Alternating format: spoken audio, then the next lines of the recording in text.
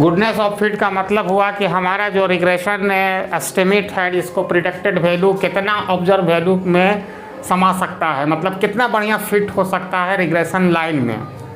ठीक है, sample regression line कितना अच्छा फिट हो सकता है, ठीक है, उसी के बारे में हमको बताता है। जैसे शुरू तो हम पॉपुलेशन से करेंगे, क्योंकि तो हमने देखा है रिग्रेशन मॉडल में हमारा इस तरह है पॉपुलेशन का YI इक्वल टू β1, ये पॉपुलेशन का है, plus β2 XI plus UI।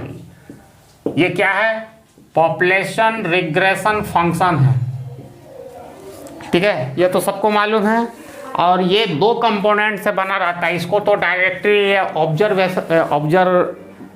Observable नहीं होता है, इसको डायरेक्टली हम एस्टिमेशन नहीं कर सकते हैं। तो इसके लिए हम लोग क्या करते हैं, इसका एस्टिमेट वैल्यू निकालते हैं। ठीक है, तो YI equal to predicted value of Y, जो डिटर्मिनिस्टिक रिलेशनशिप दिखाएगा, सैंपल से पता करते गए। और ये जब हम सैंपल लेंगे जो एरर टर्म होता है U कन्वर्ट हो जाता है, इतना हमको पता है। अगर हम दोनों साइड, ठीक है, सब्ट्रैक्टिंग ऑफ बोथ साइड,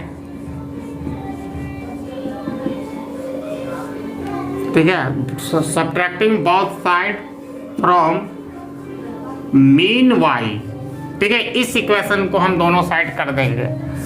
तो देखते जाओ, YI माइनस मीन जो होता है एक टिपिकल वैल्यू होता है, सिंगल वैल्यू, उसमें I नहीं लगेगा। ठीक है, प्रिडिक्टेड वैल्यू, ठीक है, I माइनस मीन और प्लस EI होगा। तो EI हम इसमें नहीं, सिर्फ Y वाला में हम करेंगे, या तो EI का हम नहीं कर रहे हैं। तो EI बराबर ही होता है, हम यहाँ डायरेक्ट भी लिख सकते हैं। EI का मतलब होता है, EI का मतलब होता है YI माइनस प्रिडिक्टेड वैल्यू। ठीक है, तो अगर ये वैल्यू हम यहाँ पुट कर दें, ठीक है, तो क्या होगा,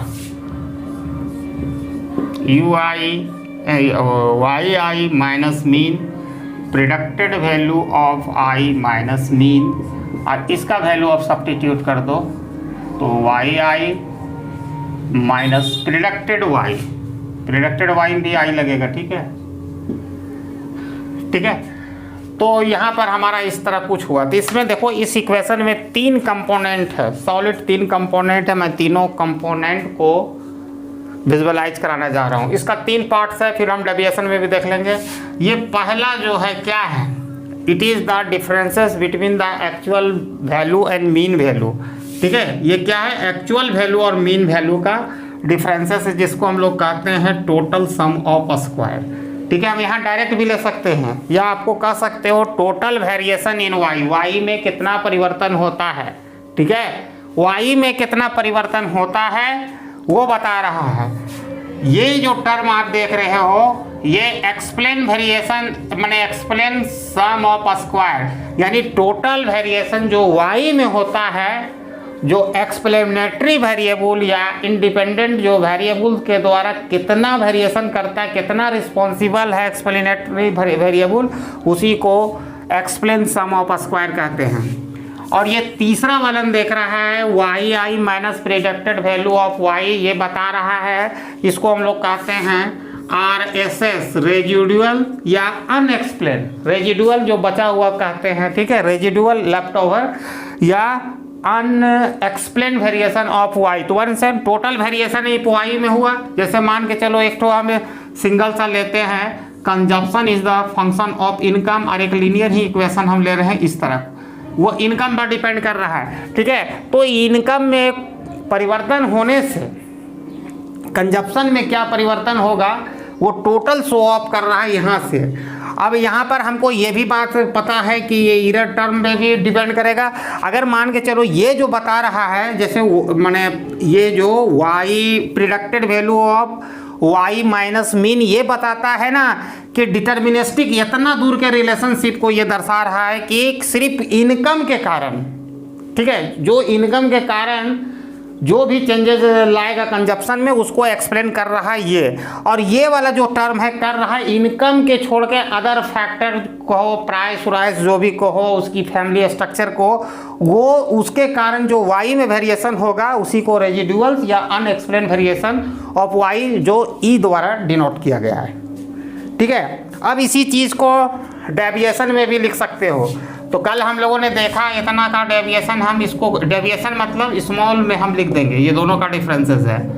और यहाँ पर होगा वाई आई प्रिडिक्टेड, ठीक है, प्लस ई आई, ये दोनों बराबर इतना है तो हम यहाँ लिख सकते हैं ई आई। ठीक है, डेविएशन फॉर्म में लिख दिया। और हमको ये भी पता है कि summation of e y equal to 0 होता है, क्योंकि जो मीन होता है वो 0 होता है रेजिडुअल या अनएक्सप्लेन वेरिएशन का। ठीक है, तो यहाँ तक हम लोगों ने समझ गया। जब ये 0 होगा, ठीक है, तो देखो y i equal to predicted value of, deviation form में जरा ध्यान रखना, ये दोनों बराबर होगा। तो इसका कहने का मतलब है कि ऑब्जर्व वैल्यू और प्रिडिक्टेड वैल्यू में कोई डिफरेंसेस नहीं होगा, यानी यहाँ एरर टर्म 0 होगा। ठीक है, देख लो यहाँ पर 0 आ रहा है। ठीक है, अब हम यहाँ पर एक्चुअल वैल्यू और प्रिडिक्टेड वैल्यू में कोई भी डिफरेंसेस नहीं होगा। अब हम आ रहे हैं सैंपल रिग्रेशन फंक्शन में। ठीक है, वहीं से लेंगे हम, डायरेक्ट यहाँ से भी हम करके आगे निकल सकते हैं कोफिशिएंट और डिटर्मिनेशन, लेकिन सैंपल से भी देख लो। ठीक है, यहाँ से भी बन जाएगा फार्मूला। तो सैंपल में हम जानते हैं, अब डायरेक्ट हम सैंपल रिग्रेशन फंक्शन लिखेंगे।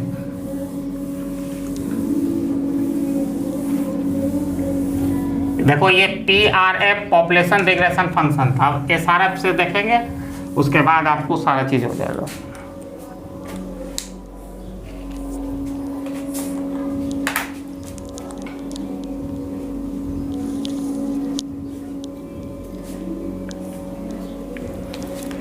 तो सैंपल रिग्रेशन फंक्शन हम लोग देखते हैं, सैंपल रिग्रेशन फंक्शन हम तरीका बता देंगे, जैसा नंबर 20 नंबर का होगा, 12 नंबर दोनों का एक ही में करके गया। तो सैंपल में कुछ नहीं होता, जहाँ बीटा है वहाँ पर B1 हो जाएगा, और किसी किसी बुक्स में मैंने प्रिडिक्टेड लगा देगा। ठीक है, बीटा 2 XI प्लस EI, याद रखना, हमेशा दिमाग में रखना, जब भी हम छोटा x लिखेंगे स्मॉल, तो उसका मतलब deviation from the mean of actual value, ये हमको पता है। और हम लोगों ने कल एक रिजल्ट देखा था जब हम सॉल्व कर रहे थे नॉर्मल इक्वेशन को, जो पहला नॉर्मल इक्वेशन को अगर हम n से डिवाइड कर दिए थे तो एक रिजल्ट आया था आपको इस तरह, mean y equal to B1 plus B2 mean x, ऐसा आया था रिजल्ट, कल आया था, याद करो, रिकॉल करो। दर्जी मेरे दोस्त, तुम देखा था ये रिजल्ट? हाँ, तुमको कुछ होश है नहीं अभी, और होश रहेगा कहाँ से, और रहना भी नहीं चाहिए होश। ठीक है, इक्वेशन 2 को मैंने सब्ट्रैक्ट कर रहे हैं, इक्वेशन 2 को 1 से, तो देखो हम कर रहे हैं, आपके सामने कर रहे हैं, तो वाई ई माइनस मीन, देखो पहले ये मैंने इक्वल टू का इस साइड वाला कर देंगे, जो आपके डायरेक्शन से होगा राइट साइड वाला। ठीक है, मेरे डायरेक्शन ऐसे मुड़ जाएंगे तो राइट साइड होगा मेरा, ही नहीं लेफ्ट साइड होगा मेरा। ठीक है, यहाँ देखते जाओ, ये यहाँ से यहाँ घटा, ये टोटल लिखा गया मेरे दोस्त, B1 plus B2 XI plus EI, और ये वाला टर्म जो है मेरे दोस्त ये माइनस होगा, और ये भी, ठीक है, पहला को दूसरा से कर रहे थे, इधर इक्वल टू और इक्वल टू के बाद वाला इधर हो रहा है, तो B1 plus B2 mean x, ये हो गया। अब यहाँ देखो, थोड़ा सा यहाँ सॉल्व करके दिखाते हैं, वाई आई माइनस मीन। अब यहाँ देखो, इसको तोड़ दो ब्रैकेट को, B1 प्लस B2 XI, समझ में आ रहा है जी कैसे हुआ ये वाला, minus B1 minus B2 mean x। अरे किसी को नहीं समझ, तुमको आ रहा है जी दर्जी? सर हाँ, अरे तुम होश में नहीं हो कुछ दिनों से, तुम होश में पहले आ जाओ। तुमको समझ में आया अंशु? हाँ सर। नंदिनी? Yes sir. हाँ समझो, उसको होश में है ये नहीं, वो अभी होश में आने में टाइम लगेगा उसको। देखो प्लस माइनस b1 कैंसिल हो गया। अब यहाँ देखो y i minus mean equal to, अब देखो यहाँ पर सॉलिड हम थोड़ा सा स्टेप को बहुत लंबा हो जाता है, ऑलरेडी हो जाता है। b2 को हम ये दोनों से कॉमन ले लेते हैं तो सॉलिड यहाँ xi बचा और यहाँ पर बचा मीन। देखो यहाँ से हम b2 यहाँ से ले लेंगे तो ये दोनों को और प्लस ei। इस लाइन में कोई दिक्कत किसी को? अब इसी चीज को आप डेविएशन में हम आपको दिखा चुके हैं। इसको वाई आई कहेंगे, स्मॉल में लिखेंगे, ये b2 ये xi हो गया और ये एरर टर्म को आप रहने देना, ठीक है। तो हम लोगों ने OLS मेथड को अपनाकर अपने फॉर्मूला, मतलब यहाँ तक हम लोग लाए हैं। OLS मेथड को अपनाएंगे तो चूंकि OLS मेथड में जब भी हम सैंपल लेते हैं तो इनकम और हमको एक्सपेंडिचर का जानना है, तो एरर टर्म को हम कंसीडर नहीं करते। उसके लिए हम लोग क्या करते हैं, ये लार्ज नंबर हो, सबको कंसीडर नहीं किया जा सकता, सबको हम टेकन इनटू अकाउंट नहीं कर सकते। तो इसके लिए क्या है, सिर्फ डिटर्मिनिस्टिक वैल्यू को हम लोग ले चलते हैं और इसको मिनिमाइज करके पॉजिटिव, मतलब कुछ ऐसा वेरिएबल जिससे कंजप्शन बढ़ भी रहा है, कुछ ऐसा एरर टर्म है जिससे कंजप्शन घट भी रहा है, तो जीरो कर देते हैं, ठीक है। तो यहाँ पर OLS मेथड का अप्लाई करके आप हम लोगों ने सीखा था, तो एक रिजल्ट आया था प्रिडिक्टेड वैल्यू ऑफ वाई आई, ठीक है, b2 xi, ठीक है, यही वाला टर्म है। अगर हम एरर टर्म को जीरो कर देंगे, पहले देखो तो प्रिडिक्टेड वैल्यू जो है ये क्या शो कर रहा है, प्रिडिक्टेड वैल्यू तो इतना के बराबर होगा कि नहीं। जब हमारा एरर टर्म को जीरो कर देते हैं, जैसे मिनिमाइज करते हैं, कल OLS में हम देखे थे, तो हमारा ये आ गया। अब ये आने के बाद तो यहाँ देखो थोड़ा सा खाली दिक्कत होगा यहाँ पर हल्का सा, लेकिन आप समझते जाओ, स्टेप बाय स्टेप है, ठीक है। अब इसको लिख सकते हैं प्रिडिक्टेड वैल्यू वाई आई प्लस ई आई।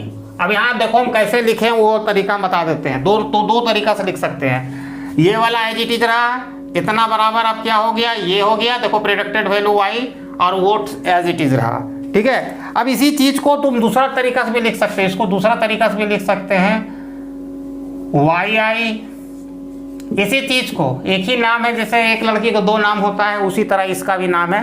अब इसका प्रिडिक्टेड वैल्यू में भी लिख सकते हैं, ये वाला भी b2 xi प्लस ei, ये भी हम लोग लिख सकते हैं, ठीक है। तो आपको कौन सा, हाँ चूंकि एक मिनट अब हमको क्या करना पड़ेगा, इतना हमको लिखने के हमें तरीका बता दिए। अब यहाँ से हम क्या करेंगे, दोनों में स्क्वायर कर सकते हैं, तो एक का स्क्वायर हम नहीं करेंगे क्योंकि वहाँ पर β2 स्क्वायर आ जाएगा, तो फिर बोलिएगा कि OLS में लीनियर होना चाहिए पैरामीटर, ठीक है, तो वो गड़बड़ा जाएगा। तो इसलिए हमने दोनों करके वहाँ दिखाया हूँ, आप देख लीजिएगा। अब इसको क्या करना है, स्क्वायरिंग और समिंग अप करना है, squaring and summing up of both side, दोनों साइड स्क्वायर करना है और समेशन का साइन लगाना है। तो ऑब्वियसली होगा समेशन, पहले स्क्वायर करना है तो आई स्क्वायर हो जाएगा, summation of predicted value of y i square और प्लस यहाँ हो जाएगा summation of e i square. देखो ये समेशन का साइन हो गया समिंग, और स्क्वायरिंग में सब में 2 से मतलब 2 का पावर कर देना है, ठीक है। अब यहाँ पर इतना, और इसी चीज़ को अगर हम इसको लिखेंगे इस फॉर्मेट में तो खाली यहाँ पर कर देना, ये दोनों स्क्वायर हो जाएगा, β2 स्क्वायर, लेकिन मैं लिखूंगा नहीं इसलिए कि नोट्स में हम बता चुके हैं, इक्विवेलेंट है दोनों। अब ये इक्वेशन को आपको थोड़ा सा रिकॉल करना पड़ेगा, तो क्या करना पड़ेगा रिकॉल, जब हम वाई आई कह रहे हैं तो इसका मीनिंग क्या है, Y i minus mean why, ये डेविएशन में आपको है। और मैंने at the starting of this class इसको हम लोगों ने क्या कहा था, टोटल सम ऑफ स्क्वायर, ठीक है, ये वाला, ठीक है, ऐसे भी हो गया, ठीक है। हम एक समझाने के उसी तरह इसको किया, तो हम डायरेक्ट यहाँ पर भी हम लिख सकते हैं। देखो अब यहाँ से लिखते हैं डायरेक्ट, इसी को हम लोग कहते हैं टोटल सम ऑफ स्क्वायर, और ये प्रिडिक्टेड वैल्यू जो हमारा करता है explain sum of square, explain sum of square. और ये जो पार्ट्स हमारा करता है हम पहले भी दिखा देंगे, RSS करता है रेजिडुअल सम ऑफ स्क्वायर, या इसी को अनएक्सप्लेन सम ऑफ स्क्वायर। मतलब है कि जब y में x के में जो भी हो, x इंडिपेंडेंट जो y में एक्सप्लेनेटरी वेरिएबल के तरह जो चेंजेस, टोटल चेंजेस आता है, ये टोटल चेंज बता रहा है। सिर्फ इनकम का फंक्शन देख रहे थे, इनकम के कारण आ रहा है, और इनकम के छोड़ के अदर फैक्टर से आ रहा है, उसको हम लोग कंसीडर करते हैं RSS में रेजिडुअल जो बचा हुआ है सम ऑफ स्क्वायर। जैसे लॉ ऑफ डिमांड कहते हैं, तो हमको ये पता है लॉ ऑफ डिमांड में प्राइस थी, क्वांटिटी डिमांडेड फंक्शन होता है प्राइस का। एक रिलेशनशिप लीनियर भी हम दिखा सकते हैं। तो टोटल प्राइस के कारण जो डिमांड में परिवर्तन, टोटल परिवर्तन देखो प्राइस के कारण ही हमको दिखता है लॉ ऑफ डिमांड। लेकिन लॉ ऑफ डिमांड में ये भी चीज बोलता है other thing being remain equal same, मतलब अन्य चीजों में कोई परिवर्तन नहीं होने पर। अगर आप, ये तो डिटर्मिनिस्टिक संबंध है। अगर यहाँ पर इरर टर्म आपका क्या आ जाएगा, income of consumer, choice of consumer, बहुत सारी चीज़ है, वेरियस थी, सीजन, वेदर कंडीशन, बहुत सारी चीज़ है। तो हम लोग यहाँ पर टोटल सम ऑफ स्क्वायर जो TSS में हम यहाँ ये देखते हैं कि यहाँ पर बता रहा है क्वांटिटी डिमांड में परिवर्तन, लेकिन ये दोनों तरफ से ओपन है, प्राइस के कारण भी हो सकता है या अदर देन प्राइस, यानी प्राइस को छोड़कर अन्य फैक्टर जैसे कंज्यूमर का इनकम हो गया, कंज्यूमर का चॉइस हो गया, ठीक है, ये चीज़ है। तो यहाँ पर आपको टोटल सम ऑफ स्क्वायर बता रहा है क्वांटिटी डिमांड में टोटल परिवर्तन। यहाँ पर वो बता रहा है ESS explain sum of square, वो बता रहा है कि क्वांटिटी डिमांड में जो परिवर्तन होगा सिर्फ प्राइस के कारण ये कॉजेज कर रहा है। और ये बता रहा है प्राइस को छोड़कर अन्य factor, other determinant of the quantity demanded, अब प्राइस को छोड़कर इनकम वो सब हो गया। अब इससे हम आगे यहाँ पढ़ते हैं। ये काफ़ी खूबसूरत सा बन चुका है इक्वेशन। अब यहाँ से क्या करना है, ये तो आपको मालूम है, बार बार लिखने की जरूरत। टोटल सम ऑफ स्क्वायर, ठीक है, इसको हम लोग कहते हैं error explain sum of square, RSS को कहते हैं रेजिडुअल सम ऑफ स्क्वायर। अब ये हम थोड़ा सा छोटा सा हम यहाँ लिख देते हैं आपकी समझदारी के लिए और समझने के लिए। हम लाल कलम से लिखेंगे, जो क्वेश्चन में यही दिया गया है, ठीक है। तो YI माइनस मीन Y का स्क्वायर, यहाँ है predicted value of I minus mean, और प्लस यहाँ YI minus predicted value I। देख लो, अब इसको क्या करना है, ये सब तो हो गया। तो इसके बाद आपको दोनों तरफ माने डिवाइड कर देना है, dividing of both side. Chaudhary ji आपको समझ में आया, बाय TSS। Yes sir. हाँ, तो TSS लिखेंगे total sum of square by total sum of square, error sum of square by error total sum of square, plus RSS by TSS। जो आज हम लोग पढ़ रहे हैं कोफिशिएंट ऑफ डिटर्मिनेशन, जिसको गुडनेस ऑफ फिट और भी है, F मेथड है, बहुत सारे मेथड है, लेकिन आपको वहाँ कवर नहीं कर रहे हैं। तो यहाँ पर देखो ये दोनों कट के 1 हो जाएगा, ठीक है, ESS बाय TSS।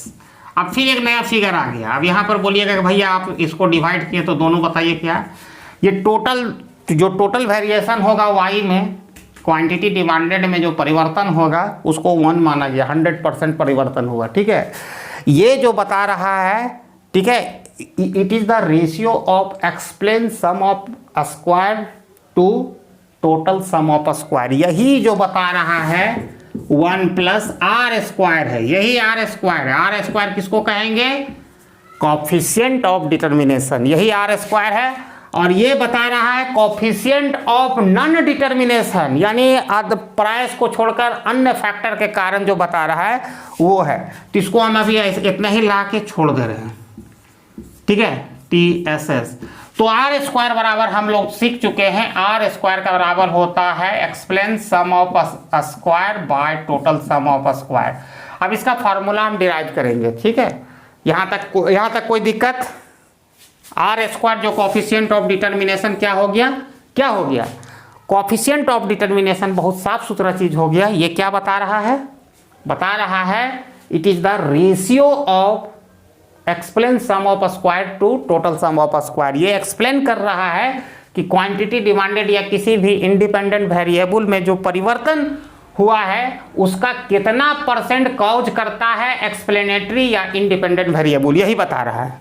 ठीक है, और आपको कोफिशिएंट ऑफ नॉन डिटर्मिनेशन बहुत ही आसानी से लिखते हैं, 1 माइनस ये इतना कर देंगे, ठीक है, या 1 माइनस इधर कर दो, 1 माइनस आर स्क्वायर बराबर हो जाएगा ना R S S by T S S.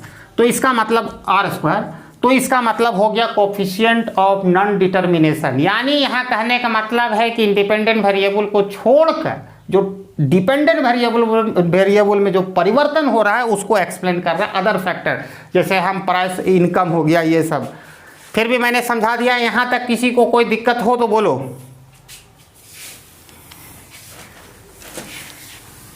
Sir coefficient of non determination थोड़ा बताइए। वही है कि जो वाई में मतलब अभी मैंने ऐसा फिर से कर देते हैं, जैसे quantity demanded which is the function of price है, ठीक है। तो हम यहाँ पर ये देखते हैं कि क्वांटिटी डिमांडेड में जो टोटल परिवर्तन होता है उसको TSS कहते हैं, टोटल सम ऑफ स्क्वायर। अब क्वांटिटी डिमांडेड में परिवर्तन सिर्फ प्राइस के कारण भी नहीं होता है, अदर फैक्टर के भी कारण होता है। जो सिर्फ प्राइस के कारण होगा, ठीक है, उसको हम लोग एक्सप्लेन सम ऑफ स्क्वायर कहते हैं, जिसको डिटर्मिनिस्टिक जो रिलेशन से हम जानते हैं। सिर्फ यहाँ पर है प्राइस और क्वांटिटी डिमांडेड का ये रिलेशनशिप दिखा रहा है। दूसरा होता है RSS residual sum of square, जो दिखा रहा है quantity demanded and other factor except of price छोड़कर। तो वही चीज़ है कोफिशिएंट ऑफ नॉन डिटर्मिनेशन का मतलब हो गया कि प्राइस को छोड़कर अन्य फैक्टर जैसे हो गया इनकम, रुचि, जो उसका चॉइस है कंज्यूमर के, उसके कारण जो क्वांटिटी डिमांडेड में परिवर्तन हो रहा है, that is the total variation in independent variable, उसको वो एक्सप्लेन करता है। और एक्सप्लेन सम ऑफ स्क्वायर वो उस चीज़ को एक्सप्लेन करता है जो अन्य फैक्टर को छोड़कर, इरर टर्म में जो आते हैं हम लोग छोड़कर, सिर्फ वो प्राइस और क्वांटिटी डिमांडेड के बीच जो डिटर्मिनिस्टिक या सिस्टमैटिक जो रिलेशनशिप हम लोग करेंगे, predicted value of B1 plus B2x, जो ये प्रिडिक्टेड वैल्यू है इसको एक्सप्लेन कर रहा है। इरर टर्म को जो करता है एक्सप्लेन वो non coefficient of non determination, और ये जो कर रहा है कोफिशिएंट ऑफ डिटर्मिनेशन के कारण। और बोलो जी कोई सेमेस्टर 6 नहीं बोल रहा है रे? सबको समझ में आ गया जी? चलो रे नंदिनी कुमारी तुम बताओ तो कोफिशिएंट ऑफ डिटर्मिनेशन क्या समझ में आया? कोफिशिएंट ऑफ डिटर्मिनेशन क्या समझे?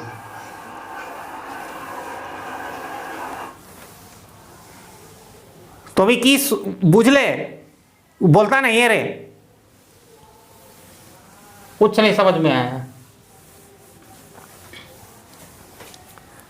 अंशु 2 बार तुमको समझ में आया?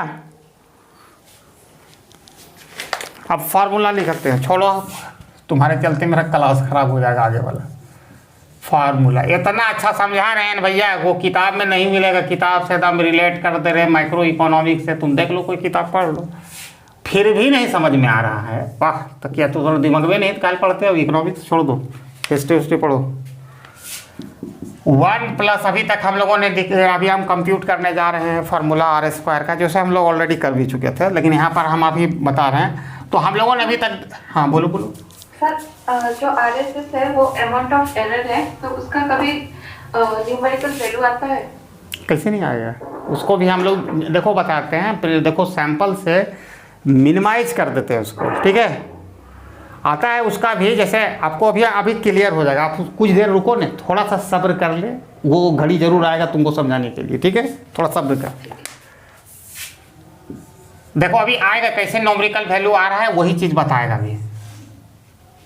TSS अभी तक यहाँ तक देखे? अरे दर्जी मेरे दोस्त तुम क्यों नहीं बोल रहा है? तुमको कुछ नहीं समझ में आ रहा है? ये रिलेशन चीज इतना, ये देखो ये रिलेशनशिप अभी हम लोग देखे थे, कैसे कैसे निकाले थे नबी। हाँ बोला करो, हमको थोड़ा सा मनोबल बढ़ाओ, बोला करो। ये रिलेशनशिप देखे थे और इसके बाद भी हम लोग और भी रिलेशनशिप देखने जा रहे हैं। तो यहाँ पर हम लिख सकते हैं 1 इक्वल टू इतना बराबर हम लोगों ने माने ratio of explain sum of square to total sum of square is called, क्या कहते हैं? अरे क्या करते हैं बोलहोन रे, एकदम बहुत मूर्ख है। कौन बोला नहीं SST कहते हैं? कौन बोला? अरे आर स्क्वायर कहते हैं भी, अभी तुरंत सिखाएं जी इसके इतना बराबर क्या होता है। It is the ratio of explain sum of square to total sum of square, R square कहते हैं। अब यहाँ से देखो आर स्क्वायर भी निकल गया। और आपको हम एक चीज और बता देते हैं, 1 इक्वल टू आर स्क्वायर। देखो कैसे निकालते हैं भी, बहुत अच्छा वो लड़की पूछा क्वेश्चन। देखो तो इसका जो RSS है वो ईरर टर्म में रेजिडुअल है, ठीक है, EI का whole square by deviated value of YI square. मतलब यहाँ पर आपको क्या है E स्क्वायर और मतलब ये क्या है टोटल क्या हो गया रेजिडुअल सम ऑफ स्क्वायर, इसको हम लोग कहते हैं। तो वो क्या है जो ईरर टर्म का स्क्वायर है divided by total variation in Y। इसका मतलब YI जो है ना डेविएशन में, तो इसका मतलब है YI माइनस मीन जो डेविएशन में है।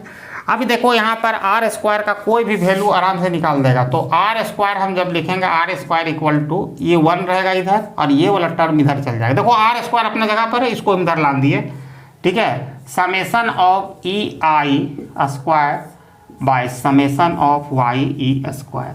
अब आपका क्वेश्चन है बहुत ही सॉलिड और आपने बहुत ही खूबसूरत सा क्वेश्चन पूछा कि हम जब आर स्क्वायर जान जाएंगे, ठीक है, हम एग्जाम्पल भी लेंगे, जब हम आर स्क्वायर में इतना परसेंट मान लो 75%, ठीक है, आर स्क्वायर में हम जान गए कि 75% हमारा जो वेरिएशन हुआ है, ठीक है, 75% हमारा वेरिएशन हुआ है किसके कारण?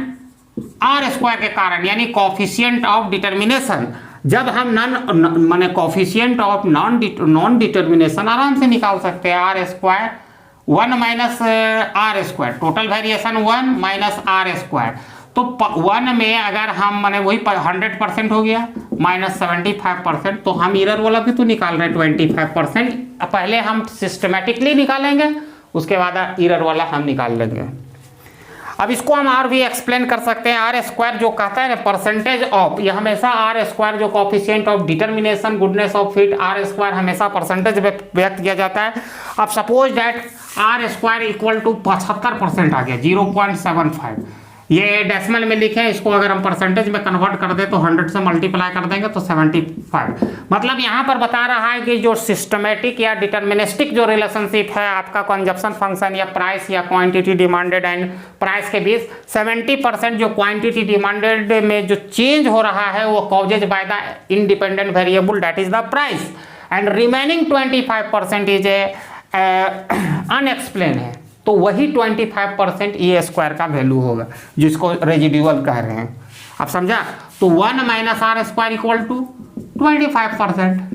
Got it? अगर आपको यहाँ चाहिए फार्मूला तो यहाँ से आप ले सकते हैं। आर स्क्वायर का निकल गया, और जब आर स्क्वायर का वैल्यू आपको मिल जाएगा तो 1 रहेगा, ठीक है, इसको इधर कर दीजिएगा, आर स्क्वायर को उधर कर दीजिएगा, तो देखो इसी फार्मूला में हो गया। तो ये हमारा बता रहा है कि RSS बाय TSS, जिसको हम लोग कहते हैं कोफिशिएंट ऑफ नॉन डिटर्मिनेशन। जो RSS बाय TSS को आप बहुत ही हद तक इस तरह कर दें 1 माइनस आर स्क्वायर भी कर सकते हो, कोफिशिएंट ऑफ नॉन डिटर्मिनेशन। यहाँ भी देखो इधर भेज देंगे, हो गया। अब समझ में आए जी?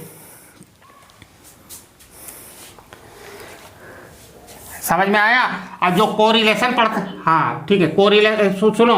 अब आर स्क्वायर से हमको क्या पता चलता है कि कितना परसेंट, ठीक है, कितना परसेंट जो टोटल वेरिएशन हुआ है डिपेंडेंट वेरिएबल में वो किसके कारण हुआ है? इंडिपेंडेंट वेरिएबल के कारण हुआ है, वो बताता है, ठीक है। अब आर स्क्वायर का मतलब होगा कि जितना ज़्यादा आर स्क्वायर का हायर वैल्यू होगा उतना ज़्यादा गुडनेस ऑफ फिट होगा रिग्रेशन लाइन में। मतलब हाउ वेल जो हमारा जो रिग्रेशन लाइन में वो फिट जितना बढ़िया होगा। हम आगे आके बता रहे हैं, इतना खत्म करने दो पहले। तो आर स्क्वायर पर ही अभी कहानी चलेगा।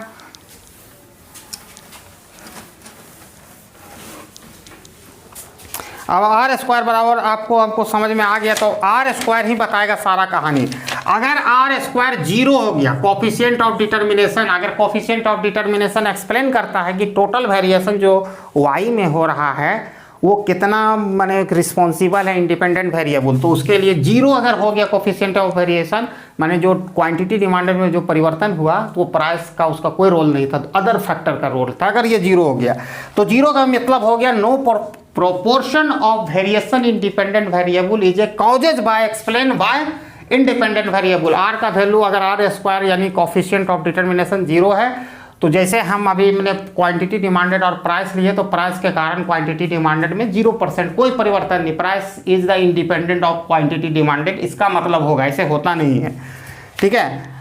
और इसका जो आर स्क्वायर है कोफिशिएंट ऑफ डिटर्मिनेशन, इसका वैल्यू दो रेंज में होगा, 0 से लेके 1 तक होगा, ठीक है। ये लाई करेगा 0 से लेके 1 तक, ज़्यादा दो एक्सट्रीम केस है, ये या तो ये 0 होगा और मैक्सिमम में कितना से रेंज है इसका 1 के बीच। इसी दो वैल्यू का अगर आर स्क्वायर 0 है तो जो टोटल वेरिएशन इंडिपेंडेंट वेरिएबल में है उसका कोई रिस्पॉन्सिबल नहीं इंडिपेंडेंट वेरिएबल। अगर R square that is the R square equal to 1, यानी टोटल जो वेरिएशन हो रहा है वाई में वो सिर्फ रिस्पॉन्सिबल इंडिपेंडेंट वेरिएबल। अगर हम इसको लॉ ऑफ डिमांड में देखें कि टोटल जो क्वांटिटी डिमांडेड में परिवर्तन हो रहा है केवल प्राइस के कारण हो रहा है, अदर फैक्टर यहाँ पर कोई रोल नहीं है, ठीक है, तब आर स्क्वायर का वैल्यू 1 होगा, ठीक है। तो हायर आर स्क्वायर ऑलवेज, ठीक है, better feet of regression model. जितना अच्छा आर स्क्वायर आएगा उतना ज़्यादा मतलब माने ज़्यादा मतलब क्या होगा, माने गुडनेस ऑफ फिट अच्छा है, मतलब रिग्रेशन में how well the regression line fit into mean में, जितना अच्छा मैंने आर स्क्वायर का जितना हायर वैल्यू आएगा, 1 से ज़्यादा नहीं होगा, इसका वैल्यू 0 से लेके 1 के बीच में रहेगा, ठीक है। अगर 1 मतलब 1 आ गया तो बहुत ही बेस्ट, एकदम पूरा जो ऑब्जर्व वैल्यू और प्रेडिक्टेड वैल्यू में कोई डिफरेंसेस नहीं रहेगा। अगर 1 आ गया और 0 आ गया तो पूरा डिफरेंसेस रहेगा, ठीक है। तो यही आज का हमारा क्लास था, इस पर हो गया।